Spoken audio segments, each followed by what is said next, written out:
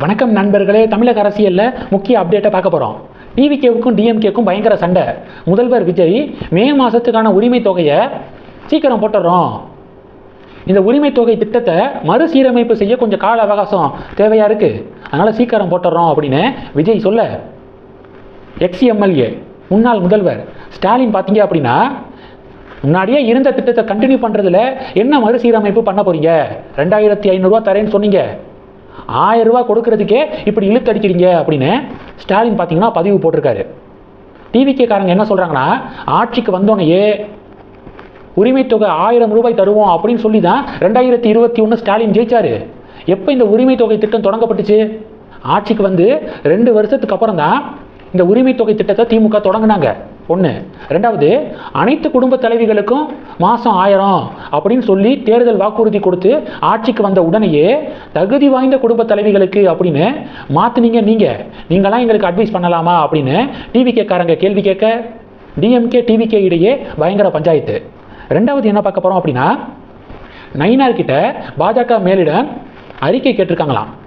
இந்த தேர்தலில் இப்படி பாஜக வந்து தோற்றதுக்கு என்ன காரணம், ஓட் ஷேரு 12%லேருந்து 2% ட்ராப் ஆனதுக்கு என்ன ரீசன், 27 தொகுதியில் போட்டிட்டு ஒரு தொகுதியில் மட்டும்தானே பிஜேபி ஜெயிச்சிருக்கு, தோல்விக்கான காரணங்களை சொல்லுங்கள் அப்படின்னு பாஜக மேலிடம் நயினார் நாகேந்திரன் கிட்ட விளக்கம் கேட்டிருக்காங்க.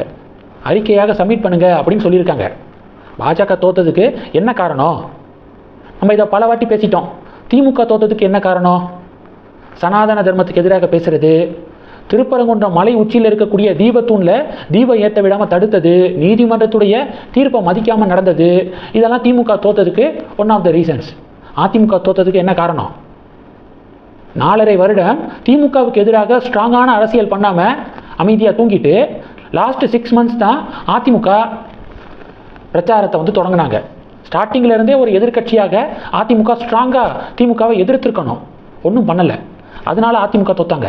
நாம் தமிழர் கட்சி 8%லேருந்து 4%க்கு ஓட் ஷேர் ட்ராப் ஆனதுக்கு என்ன காரணம்? விஜயை எதிர்க்கிறத மட்டுமே வேலையாக வச்சுருந்தாங்க, அது காரணம். பிஜேபி எதனால் தோத்தாங்க? பிஜேபி 2026 மே 4ஆம் தேதி தோக்கலை. பிஜேபி தோத்தது 2025 தோத்துட்டாங்க.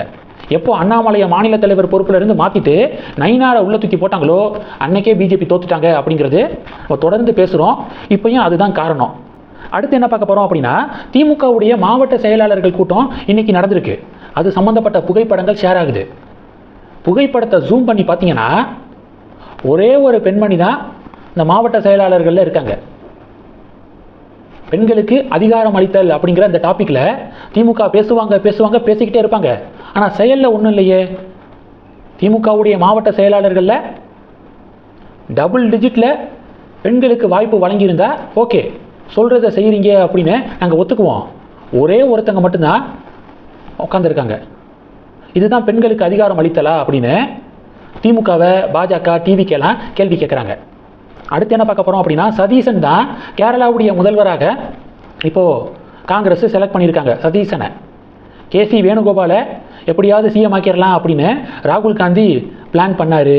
ஆனால் கேரள காங்கிரஸில் இருக்கக்கூடிய எம்எல்ஏக்கள் கேசி வேணுகோபாலை விட சதீசனுக்கு தான் அதிக சப்போர்ட் பண்ணாங்க. சரி, கேரள காங்கிரஸ் எம்எல்ஏக்கள் தானே, அவங்கக்கிட்ட எப்படியாவது பேசி கேசி வேணுகோபாலை உட்கார வச்சிடலாம் அப்படின்னு நினைக்கும்போது கேரள காங்கிரஸுக்கு மெஜாரிட்டி இல்லை. 63 எம்எல்ஏக்கள் தான் கேரள காங்கிரஸுக்கு இருக்காங்க. ஐயுஎம்எலுக்கு 22 எம்எல்ஏக்கள் இருக்காங்க. ஐயுஎம்எல் என்ன சொல்லிருச்சு, கேசி வேணுகோபால் வேண்டாம், சதீசனை போட்டால் நாங்கள் சப்போர்ட் பண்ணுறோம் அப்படின்னு ஐயுஎம்எலும் சொன்னதுனால வேறு வழி இல்லாமல் இப்போது சதீசனை கேரளாவுடைய முதல்வராக காங்கிரஸ் அறிவிச்சிருக்காங்க. ராகுல் காந்தி பிரியங்கா காந்தி நினச்சது கேசி வேணுகோபாலை சேரில் உட்கார வைக்கணும்னு நினச்சாங்க, ஆனால் நடந்தது வேற. இது ராகுல் காந்திக்கு ஏமாற்றத்தை ஏற்படுத்தியிருக்கு. அடுத்தது என்ன பார்க்க போகிறோம் தெரியுமா? அதிமுகக்குள்ளே சண்டை ஓடிக்கிட்டு இருக்கா.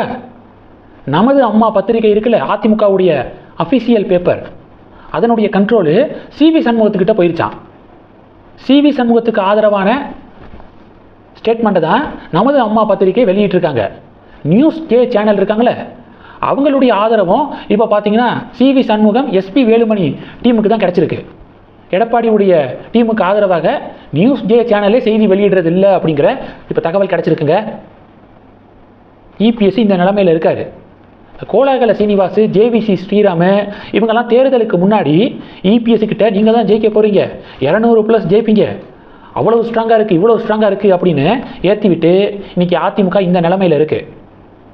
இதுக்கப்புறமும் இந்த கோலாகல சீனிவாசெல்லாம் திருந்துன மாதிரி இல்லை. என்ன தெரியுமா பேசியிருக்காரு? செலிபிரிட்டியுடைய நிலையிலேயே அதிமுக வளர்ந்த கட்சியான். எம்ஜிஆர், ஜெயலலிதாலாம் மிகப்பெரிய செலிபிரிட்டி, அதிமுகவுடைய பில்லராக இருந்தாங்க. இப்போ அது மிஸ்ஸிங் அதிமுகவில். அஜித்தை உள்ளே இறக்கணும், அஜித்தை அதிமுகவுக்குள்ளே கொண்டு வந்தால் அதிமுக மீண்டு வரும் அப்படின்னு ஐடியா கொடுக்குறாரு. அஜித் சார் அரசியெல்லாம் வேண்டாம், என் வேலை நான் பார்க்குறேன், ஃபேன்ஸ் எல்லாம் உங்களுடைய ஃபேமிலியை பாருங்கள் அப்படின்னு அட்வைஸ் பண்ணிவிட்டு ரேசிங்கில் சாதனைக்கு மேலே சாதனை படைச்சு அவருடைய ரூட்டில் போய்க்கு இருக்காரு. அவரை அதிமுகக்குள்ளே கொண்டு வந்து அஜித்துடைய கெரியரையும் முடிக்க பிளான் பண்ணுறாரு கோலாகல சீனிவாஸ். திருந்தவே மாட்டிங்களா அப்படின்னு சொல்லிட்டு கமெண்ட் செக்ஷனில் ஃபீட்பேக்ஸ் வருது. கோலாகல சீனிவாஸுக்கு கமெண்ட் பண்ணுறாங்க பொதுமக்கள். இந்த செய்திகள் எல்லாத்தையும் பற்றி உங்களுடைய பார்வைகளை மறக்காமல் கமெண்ட் பண்ணுங்கள். தொடர்ந்து கணக்கில் இருங்க, அடுத்தடுத்து நிறையா பதிவுகளை பார்க்க போகிறோம். நன்றி, ஜெய் ஹிந்த்.